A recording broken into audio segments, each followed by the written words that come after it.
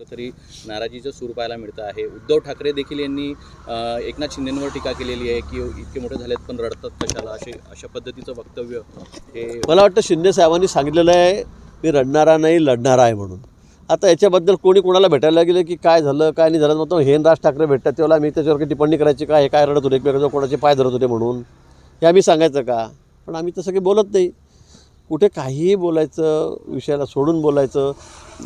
एकनाथजी नेहमीच दिल्लीला जात असतात, माननीय पंतप्रधानांना भेटतात, माननीय आमच्या गृहमंत्री साहेबांना त्या ठिकाणी भेटतात, अमित भाईंना त्या ठिकाणी भेटतात.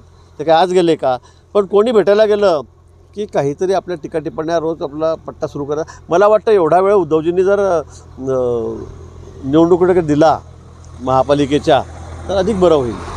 नगरपालिका सगळी वाऱ्यावर सुटलेल्या आहेत, नगर परिषदा वाऱ्यावर सुटलेल्या आहेत, जिल्हा परिषदा वाऱ्यावर आहेत. उभाटाच्या निकालानंतर त्यांना कळेल की आपण काय केलं पाहिजे काय करायला नको. नुसतं बोलबच्चनपणा करून आपल्याला अमिताभ बच्चन होता येणार नाही मला असं वाटतं आहे. आणि म्हणून त्यांनी निवडणुकांकडे अधिक लक्ष घालावं.